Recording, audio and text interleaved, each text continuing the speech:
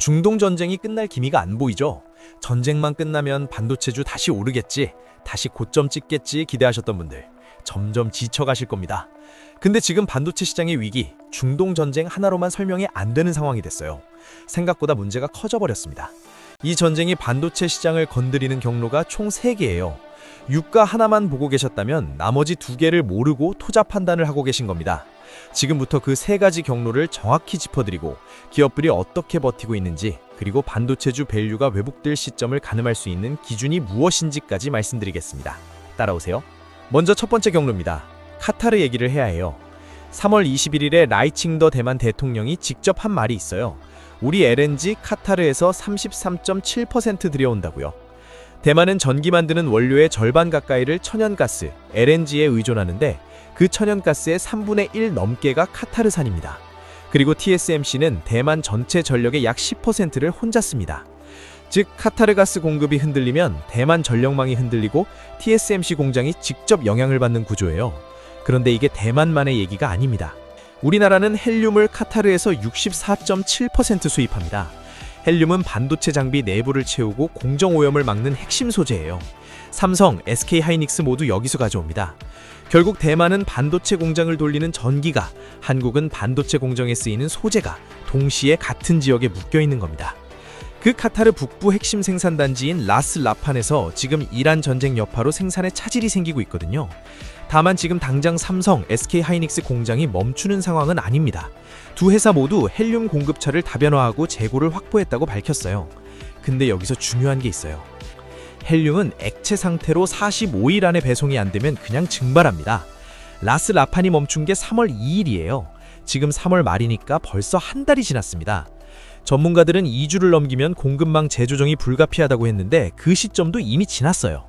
전쟁이 끝나도 생산을 재개하고 배송이 정상화되는데 최소 3-4개월이 걸린다고 보고 있습니다.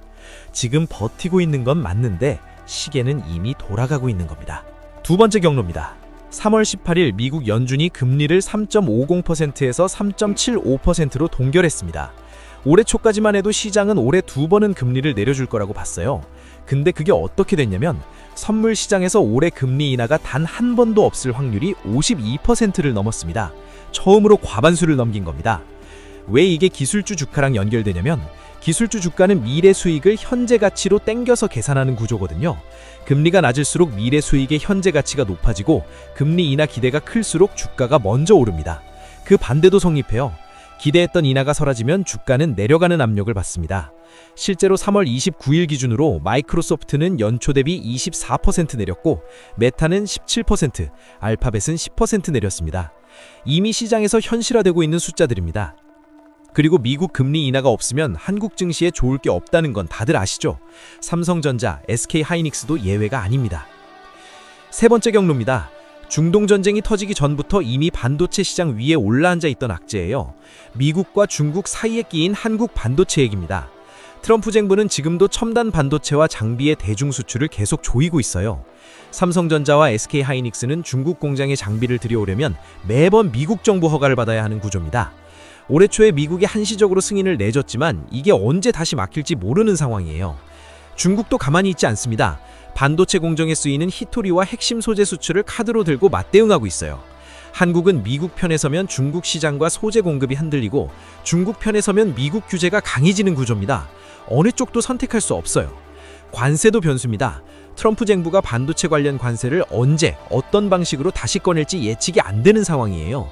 이 불확실성 자체가 삼성, SK하이닉스의 수출 전략에 부담으로 작용하고 있습니다. 여기에 한국 한정으로는 변수가 하나 더 있어요.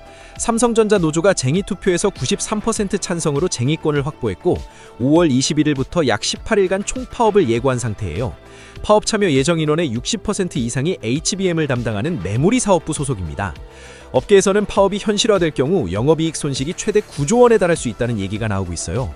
4월 실적이 아무리 좋게 나와도 5월에 이 변수가 기다리고 있다는 것 기억해 두실 필요가 있습니다.